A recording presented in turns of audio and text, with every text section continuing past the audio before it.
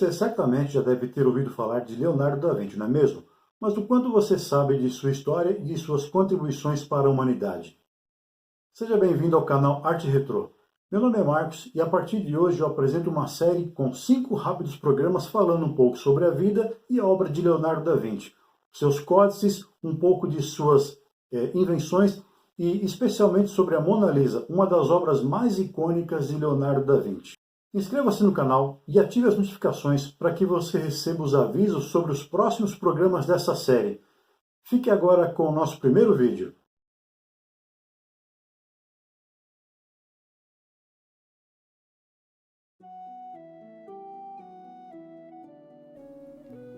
Leonardo da Vinci é famoso por ser um importante pintor e escultor renascentista.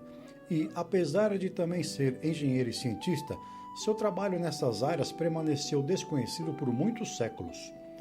Foi apenas recentemente que a análise de todo o trabalho realizado por ele nos levou a perceber o verdadeiro escopo de sua genialidade. Ele foi realmente um dos grandes inventores, artistas, cientistas e pensadores de todos os tempos. Leonardo nasceu em Antiano, próximo à cidade toscana de Vinci, em 15 de abril de 1452. Filho ilegítimo de um notário, Ser Piero, e da camponesa Caterina, viveu com o pai e a madrasta até os 14 anos, quando se tornou aprendiz de um dos mais conceituados artistas fiorentinos da época, Andrea Decione, conhecido como Verrocchio. Entre 1466 e 1476, Leonardo trabalhou com Verrocchio em seu estúdio, juntamente com outros pintores famosos, como Perugino e Botticelli. Durante o período renascentista, os artistas eram verdadeiros artesãos, com grande conhecimento e apreciação pelas habilidades técnicas. Quando Da Vinci pintou o Batismo de Cristo, que retratava um jovem anjo segurando a roupa de Jesus, Verrocchio ficou muito impressionado com a profundidade e as cores resultantes da nova técnica de pintura a óleo usada por Leonardo. Seu talento se tornou inegável e esse foi um dos grandes momentos de sua vida profissional. E assim teve início a jornada de Leonardo, de aprender tudo o que pudesse ser conhecido. Ele não teve uma educação formal, não falava latim, tampouco estudou com os clérigos. Aprendia pelo poder da observação e da experiência, uma habilidade que aplicaria a tudo o que fazia pelo resto da vida. Um observador incansável, Leonardo era fascinado pelo estudo da natureza. Era grande estudioso da luz e sombra e se interessava pelos efeitos criados por múltiplas fontes de luz em rostos e objetos. Essa profunda curiosidade sobre a natureza transparecia em todas as disciplinas artísticas a que se dedicava. Era único entre seus contemporâneos ao aplicar suas observações científicas no enriquecimento de suas pinturas e esculturas, que demonstravam extrema precisão e exatidão.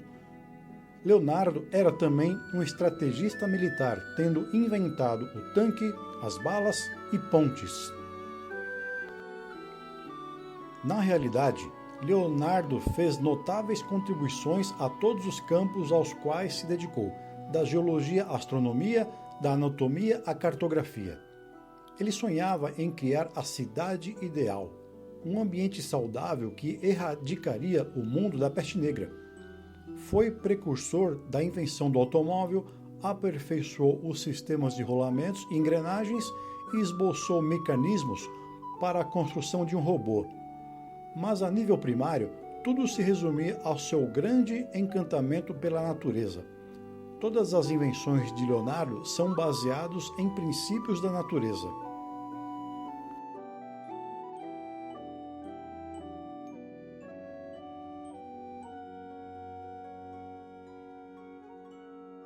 Pode-se considerar uma grande tragédia que as contribuições de Leonardo da Vinci não tenham sido reconhecidas durante sua vida, ou mesmo por muitos séculos após sua morte.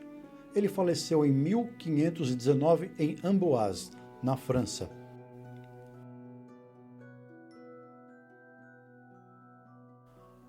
As observações científicas e técnicas de Leonardo podem ser encontradas em suas anotações e esboços, dos quais cerca de 6.000 páginas ainda existem. Muitas delas foram reunidas em códices, que são antigos manuscritos em forma de livro. Pompeu Leone, um escultor da corte espanhola, obteve muitas das páginas remanescentes. Ele tentou organizá-las por assunto, uma tarefa considerável, mas que resultou apenas na desorganização da ordem original das páginas, o que poderia ter sido fundamental para entendermos o processo mental de Leonardo. Cada um dos novos livros criados por esse processo é agora reconhecido como códice. Códice Arundel. Essa coleção, composta de um manuscrito de papel atado por couro marroquino, se encontra na Biblioteca Britânica, em Londres. Contém 238 páginas de tamanhos variados, que foram cortadas ou removidas de outros manuscritos. A maioria de suas páginas data do período entre 1480 e 1518. As anotações tratam de diferentes temas, incluindo geometria, pesos e arquitetura. Entre elas, há notas sobre a residência real de Francisco I em Romorantin, na França. Códice Forster, volume 1 a 3. Esses 3 manuscritos atados com papel pergaminho estão em Londres, no Victoria and Albert Museum. Eles são conhecidos como Forster Volume 1, composto por 2 partes, uma escrita entre 1487 e 1490 e outra em 1505. Forster Volume 2, de 1495 a 1497. E Forster Volume 3, 1490 a 1496. Incluem estudos sobre geometria, pesos e máquinas hidráulicas. Códice Atlânticos. Esse códice, mantido na Biblioteca Ambrosiana, em Milão, engloba toda a carreira de Leonardo, de 1478 a 1519. Hoje, consiste em 12 volumes atados com couro e compostos de 1.119 páginas de diferentes tamanhos. Muitos temas são abordados, entre eles matemática, geometria, astronomia, botânica, zoologia e artes militares. O nome Códice Atlânticos deriva do arranjo original das folhas em um único volume maior, similar a um atlas, e foi escrito por volta do final do século XVI, quando Pompeu desmembrou os manuscritos originais, separando seus desenhos técnicos e científicos daqueles referentes à natureza e anatomia. Esses últimos, agora distribuídos entre outros códices, principalmente na coleção real de Windsor. Códice Leicester. Esse manuscrito atado com couro foi comprado por Bill Gates em 1995. Ele é composto por 64 folhas dedicadas especialmente a estudos de hidráulica e do movimento das águas, mas também inclui conhecimentos sobre geologia e astronomia.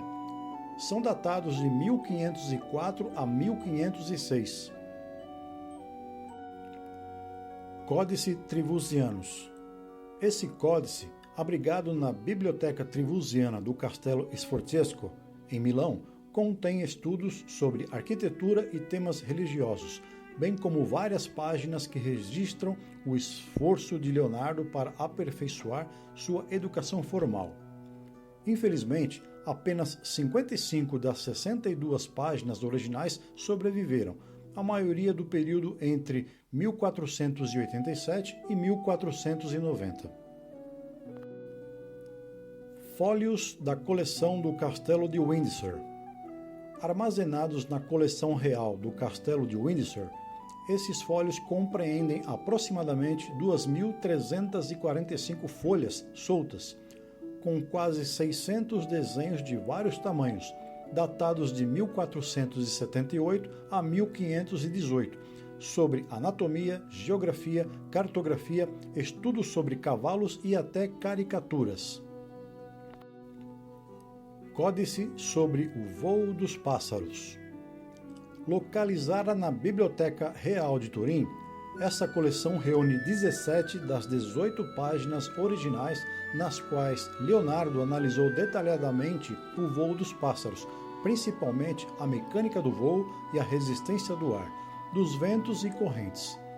Essas páginas datam da época de 1505. Códice Ashburnham. Esses dois manuscritos, unidos por papelão, que se encontram no Instituto da França, em Paris, são formados por páginas roubadas dos códices A e B, no século XIX, e que mais tarde foram vendidos ao Lord Ashburnham. As coleções contêm, principalmente, estudos pictóricos e desenhos variados que, acredita-se, Leonardo tenha feito entre 1489 e 1492. A parte 2 trata apenas de pinturas.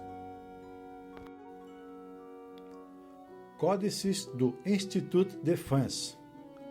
Esses códices, que se encontram no Institut de France, em Paris, são compostos por 12 manuscritos de papel, etiquetados de A a M, atados por papel pergaminho, couro e papelão.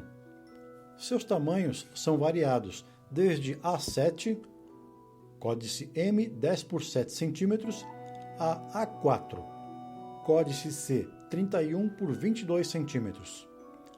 Abordam uma grande variedade de assuntos, desde ciência militar, ótica, geometria, o voo dos pássaros até hidráulica. A maior parte das páginas data dos anos de 1492 a 1516. Os Códices Madri. Esses dois manuscritos foram descobertos na Biblioteca Nacional de Madrid, em 1966, atados por couro marroquino vermelho após terem ficado perdidos por anos. Para facilitar a identificação, foram chamados apenas de Madri I e Madri II. Madri I consiste em 192 folhas escritas entre 1490 e 1496, muitas tratando de mecânica. Madri II é dedicado a estudos da geometria e data de 1503 a 1505.